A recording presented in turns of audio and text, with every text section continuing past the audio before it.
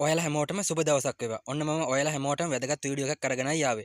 ඉතින් මම ඔයාලට කියලා දෙනවා මෙන්න මේ ආපදා තත්ත්වය. ඒ කියන්නේ වැසි තත්ත්වයේ හේතුවෙන් මොනවා හරි හානියකට ඔයාලා ලක් වුණා නම් ඉතින් මේ හැමෝටම ඒකෙන් සහන දැන් රජයෙන් දීලා තියෙනවා. ඉතින් මම මුලින්ම කියලා ඉන්නම් ඔයාලට මේකේ 10000 25000 50000 අතර හැමෝටම වගේ මේ ගම් වතුර තත්ත්වයෙන් ආපදා වුණ අයට ගන්න පුළුවන් සහන ආධාරයක් තියෙනවා. ඉතින් ඒක ගැන මුලින්ම මම පැහැදිලි කරලා ඉන්නම්.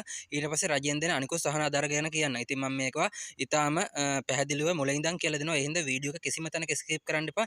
මේ වීඩියෝ එක සෑහෙන්න වැදගත් වීඩියෝ එකක් ඔයාලා හැමෝටම. මේක හරියට කරොත් ඔයාලට අනිවාර්යයෙන්ම සහන ආධාරයක් ඔයාලට ලබා ගන්න පුළුවන්. ඉතින් මේ වීඩියෝ එක කිසිම තැනක ඔයා ස්කිප් කරන්න එපා. ඊට අමතරව තව දෙයක් කියන්න ඕනේ. මම ඉදිරියේදී වීඩියෝ ගේනවනේ. ඉතින් මෙන්න මේ වගේ වීඩියෝස් ඔයාලට පෙන්වන්න නැති වෙයි මගේ channel එක ඔයා subscribe කරලා නැත්තම්. එහෙනම් චූටි වෙලාවක් කරන් දැම්ම subscribe කරන්න. ඊට දකුණු පැත්තේ තියෙන bell icon එකත් ඕල් දාගත්තොත් මම දාන වීඩියෝස් ඔයා ළඟටම ගෙන්න ගන්න පුළුවන්. ඉතින් මෙන්න මේ වීඩියෝ එක නම් සෑහෙන්න වැදගත්. ඉතින් අපි බලමු කොහොමද මේ ආධාරය ගන්න කියලා. කියන්නේ හැමෝටම ගන්න පුළුවන් ආධාරයක් තියෙනවා වැස්සෙන් ලැබිච්ච එක. හැමෝටම කියන්නේ යම්කිසි ආපදාවකට පොඩි හරි ලක් වුණා නම් ඔයාලට මේ ආධාරය ගන්න පුළුවන්. ඉතින් ඒක ගැන තමයි මම මුලින්ම කියන්නේ. ඒකට ඇප්ලිකේෂන් එකකුත් තියෙනවා. අපි බලමු මොකක්ද ඒ ඇප්ලිකේෂන් එක කියලා. ඉතින් මේ ඔයාලට බලා ගන්න පුළුවන් ඒ ඇප්ලිකේෂන් එක. මේකේ තියෙනවා නිවාස යථාවත් කර ගැනීමට අදාළ රුපියල් 25000 දීමනාව ලබා දීමට අවශ්‍ය වන ඉල්ලුම් පත්‍රය කියලා. ඉතින් මේක 10000 25000 50000 දක්වා මේ ආධාරය අපිට ලබා ගන්න පුළුවන්. ඉතින් මේ ඇප්ලිකේෂන් එක පුරවන හැටිත් මම මුලින් ඉඳන් කියලා දෙන්නම්. ඊට කලින් ඔයාලට මේ ඇප්ලිකේෂන් එක ගන්න පුළුවන් තැන් ටිකක් මම කියලා ඉන්නම්කෝ. මුලින්ම වසමේ ග්‍රාම නිලධාරී හම්බෙලා විමසීමක් කරන්න. එහෙම නැත්නම් ප්‍රාදේශීය ලේකම් කාර්යාලයේ ආපදායකකයක් තියෙනවා. එතනින් ඔයාලට විමසීමක් කරන්න පුළුවන්. එහෙම නැත්නම් ඔයාලට ඉන්ටර්නෙට් එකෙන් ඩවුන්ලෝඩ් කරගන්න පුළුවන්. එහෙම නැත්නම් ඔයාලට බලා ගන්න පුළුවන්. මෙතන පේජ් එකක් තියෙනවා Department of Government Information ශ්‍රී ලංකා කියලා. ඉතින් මේක රජයේ නිල තොරතුරු දෙන Facebook page එක. ඉතින් මෙතනිනුත් ඔයාලට මේ ඇප්ලිකේෂන් එක ලබා ගන්න පුළුවන්. ඉතින් මේ ඇප්ලිකේෂන් එකේ පැහැදිලිව ඔයාලට තොරතුරු පුරවන්න තියෙනවා. ඊටම මේක සිංහලෙන්මයි තියෙන්නේ. ඔයාලට ඔක්කොම පුළුවන්. ඉතින් මම දැන් ඔක්කොම මුලින් ඉඳන් කියලා දෙන්න මේ ඇප්ලිකේෂන් එක මම මේ කියලා දෙන කිසිම දෙයක් මිස් කරගන්න එපා. එහෙම වුණොත් ඔයාලට මේ දීමනාව ලැබෙන්නේ නැති වෙන්න පුළුවන්. ඉතින් අපි බලමු මුලින්ම මේ දීමනාව ගන්න කොහොමද කියලා මුලින් ඉඳන් step by step මම ඔයාලට කියලා දෙන්නම්. හරි මුලින්ම බලමු මේ ඇප්ලිකේෂන් එකේ මේ තොරතුරු මම මේ පුරවන විදිය ඉතාම පැහැදිලිව මේ වීඩියෝ එකෙන් කියනවා. ඔයාලට බලා ගන්න පුළුවන් රජයෙන් ගම් වතුර සහන මුදල් කියලා රුපියල් 10000 සිට 50000 දක්වා ලබා ගන්න පුළුවන්. ඒක තාවශ්‍ය ලියකියවිලි සහ මහජනතාව දැනුවත් වෙන්න තමයි මම මේවා කියන්නේ. ඉතින් මේක ලැබෙන්නේ කාටද කියලා අපි මුලින්ම බලමුකෝ. ඔයාලට ගෙදරට මොකක් හරි හානියක් වුණා නම් ගෙදරට හානි වූ පවුල්. එහෙම නැත්නම් ගෘහ භාණ්ඩ විනාශ වූ අය සඳහා. එහෙම නැත්නම් මොකක් කරේ ඔයා ජොබ් එකක් කරනවා නම් ඔයා කුලී වැඩක් කරනවා නම් ඒ වගේ ඔයාගේ ජීවන උපාය අහිමි වූ පවුල් සඳහා. එහෙම නැත්නම් ගොවීන්ගේ භෝග හානි වූ අය සඳහා. ඒ වගේම කුඩා ව්‍යාපාර හානි වූ අය සහ තුවාල ලැබුව අය. ඉතින් මෙන්න මේ කියන කට්ටියට මේ ආධාර ගන්න පුළුවන්. ඒ කියන්නේ චූටි හරි ඔයාට ගෙදරට හරි ඔයාලගේ පවුලට හරි ගෘහ භාණ්ඩ වලට හරි ඔයාලා මොකක් කරේ එදිනදා කරන ජීවන උපායට හානියක් වුණා නම් එහෙම නැත්නම් ඔයා ගොවි මහතෙන් නම් ඒවට හානියක් වුණා නම් ඔයාගේ කුඩා ව්‍යාපාරයකට හානියක් වුණා නම් ඔයාට තුවාලයක් වුණා නම් මෙන්න මේ කට්ටියට මේක ගන්න පුළුවන්. ඉතින් මෙහෙම කියලා තියෙනවා ප්‍රාදේශීය ලේකම් කාර්යාලය නිකුත් කරන බලපෑම් ලත් ප්‍රදේශ ලැයිස්තුවේ ඔබේ ගම්වල නම තිබීම අනිවාර්යයි කියලා තියෙනවා. ඉතින් මේකට අවශ්‍ය ලියකවිලි මොනවද කියලාත් මේකලා තියෙනවා. ඉතින් ජාතික හැඳුනුම්පතක් තියෙන්න ඕනේ ඔයාට. හානිය පෙන්වන ජායරූප හරි වීඩියෝ හරි ඔයාගේ ෆෝන් එකෙන් හරි කාට හරි කියලා අරන් තියෙන්න ඕනේ. ඊට අමතරව ඔයාගෙට බැංකු ගිණුමක් තියෙන්න ඕනේ. ඊට පස්සේ ගොවීන්ට නම් ගොවි සේවා සහතිකය තියෙනවා, ව්‍යාපාරිකයන්ට නම් ව්‍යාපාර බලපත්‍රය තියෙනවා. මෙන්න මේ ටික තියෙනවා. ඉතින් ඔයාලට ජාතික හැඳුනුම්පතක් නැත්නම් ඔයාලට පුළුවන් ග්‍රාම නිලධාරී හම්බෙලා මේ තොරතුරු ඒ කියන්නේ සහතික කරලා ග්‍රාම නිලධාරීන්ට පුළුවන් වසමේ ඔයා පුද්ගලයෙක් කියලා ඔයාට අනන්‍යතාවයක් තියෙනවා කියලා සහතික කරන්න අන්න එහෙමත් පුළුවන්. ඊට පස්සේ අයදුම් කරන්නේ කොහොමද කියලා තියෙනවා. ප්‍රාදේශීය ලේකම් කාර්යාලයේ ඉතින් ඔයාට පුළුවන් යන්න. එහෙම නැත්නම් ග්‍රාම නිලධාරී කාර්යාලයට යන්න පුළුවන්. එහෙම නැත්නම් දිස්ත්‍රික් ලේකම් කාර්යාලයේ විශේෂ ඒකකයක් තියෙනවා. එහෙම නැත්නම් ජංගම කටයුතු කාර්යාලයෙන් ගන්න පුළුවන්. ඉතින් හොඳම දේ තමයි ලේසිම දේ ඔයාලා ප්‍රදේශීය ග්‍රාම නිලධාරී හම්බෙලා එයාලගෙන් ඇප්ලිකේෂන් එකක් තියෙනවද කියලා විමසීම් කරන්න. එහෙම නැත්නම් ප්‍රාදේශීය ලේකම් කාර්යාලය විමසීම් කරන්න. එහෙම නැත්නම් ඇප්ලිකේෂන් එකක් ඉන්ටර්නෙට් එකෙන් හරි මම මේ පෙන්නපු පේජ් එකෙන් හරි ඩවුන්ලෝඩ් කරගන්න. ඩවුන්ලෝඩ් කරගෙන ඔයාලට පුරව ගන්න පුළුවන්.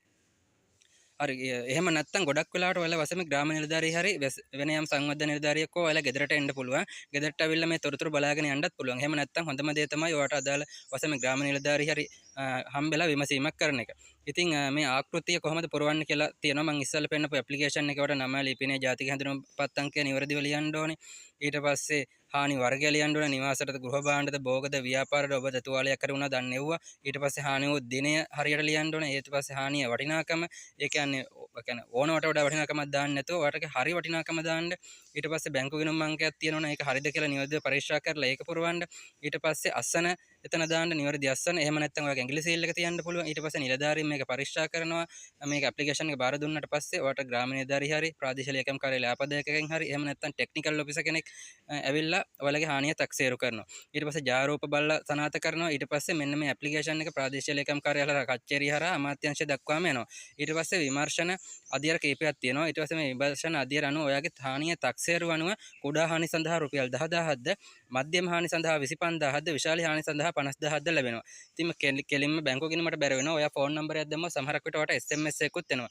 ඉතින් මේකදී ග්‍රාම නිලධාරී හරි ප්‍රාදේශීය ලේකම් කාර්යාලය හරි දැන්ට දන්වලා තියෙනවා කිසිදු ගාස්තුවක් කියලා අය කරන්නේ නැහැ කියලා. ඉතින් ගම් වතුරෙන් සති එකක් දෙකක් ඇතුළත වගේ මේ ආයුධම් පත්‍රය පුරවලා දෙන්න ඕනේ. මොකද ගොඩක් කල් යන්න එපා. එතකොට සමහරකට හානි වුණත් වැහෙන්න පුළුවන්. ඊට පස්සේ වගේ මේ හානිය තක්සේරු කරලා බලලා මේව හරිද නිවැරදිද කියලා බලලා මුදල් සති 4ක් 8ක් කාලයක් ඇතුළත ලැබෙන්න පුළුවන්. ඒක විමර්ශනයේ කාලය සීමාව අනුව තමයි තීරණය වෙන්නේ. ඊට පස්සේ මුදල් ලැබුණ නැත්නම් ඔයාලට පුළුවන් ග්‍රාම නිලධාරී හම්බෙලා ප්‍රාදේශීය ලේකම් කාර්යාලයෙන් විමසීමක් කරන්න. එහෙම නැත්නම් ලිඛිතව පැමිණිල්ලක් දාන්න පුළුවන් කච්චේරියට හරි ප්‍රාදේශීය ලේකම් කාර්යාලයට හරි. එහෙම නැත්නම් අවශ්‍ය නම් නැවත ආයුධම් පත්‍රයක් ඉදිරිපත් කරලා නැවත ඔයාලව මේ විදිහට මේ තක්සේරුවක් කරන්න කියලා ඉදිරිපත් වෙන්න පුළුවන්. ඉතින් මේ දවස්වල සෑහෙන්න වංචා වෙනවා. ඒ වංචා තමයි මෙව්ව බොරු කියන්නේ බොරු නෙමෙයි මේ මෙව්වට මේ මුදල් ගන්නවා මං කරලා දෙන්නම් මට රුපියල් 1000ක් දුන්නොත් 5000ක් දුන්නොත් කරලා දෙන්නම් කියලා සමහර මිනිස්සු මේ අවස්ථාවේදීත් වංචනික ලෙස ඔයාගේ මුදල් ගන්න පුළුවන්. ඉතින් එව්වට කිසිම දෙයකට අහු වෙන්න එපා. මේකට රජයෙන් කරන වැඩකින්ද කිසිම මුදලක් ඔයාගෙන් ඉල්ලන්නේ නැහැ. හරිද? ඊට අමතරව ඔයාට තව මේ දරුවන්ට දෙන සහන පැකේජ් NGO වගේ කාර්යාලවලුත් ලබා ගන්න පුළුවන්. ඒක ඔයාලගේ ප්‍රදේශයෙන් ප්‍රදේශයට වෙනස් වෙන්න පුළුවන්. හරි මේ තමයි ප්‍රධාන ටික. හරිද? මීට අමතරව ඔයාට මම කියලා දෙන්න රජයෙන් තව සහන ආධාර දෙනවා. ඉතින් ඒ සහන ආධාර ටික මොකක්ද කියලාත් අපි බලමුකෝ.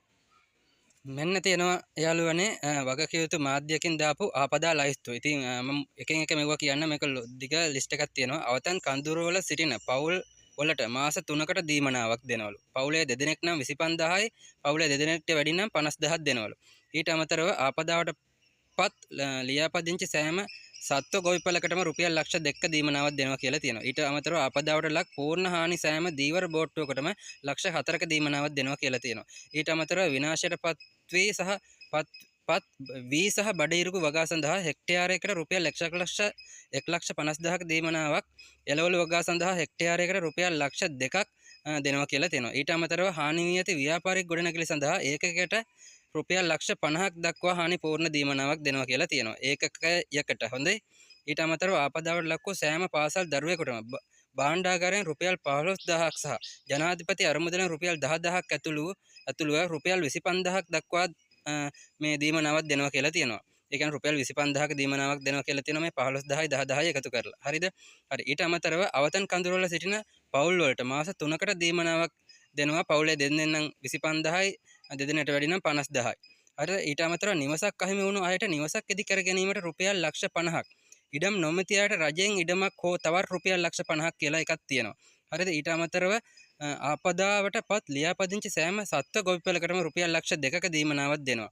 ඊට පස්සේ ආපදාවට ලක්ව පූර්ණ හානි වූ සෑම දීවර බෝට්ටුවකටම ලක්ෂ 4ක් දෙනවා කියලා තියෙනවා. ඉතින් මෙන්න මේ ටික තමයි මේ රජයෙන් මේ ලයිස්තුව දීලා තියෙන්නේ. ඉතින් ආපදාවට පත් නිවාස පිරිසිදු කර ගැනීමට රුපියල් 25000ක දීමනාවකුත් දෙනවා කියලා තියෙනවා.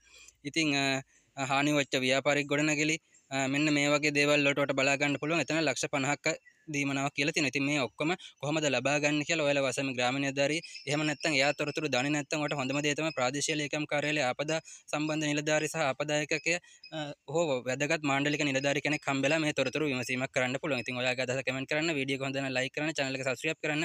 තවත් දවසක අපි අලුත් වීඩියෝ එකකින් හම්බෙමු. ඔයාලා හැමෝටම සුබ දවසක්. වීඩියෝ එක share කරන්න. ජය වේවා.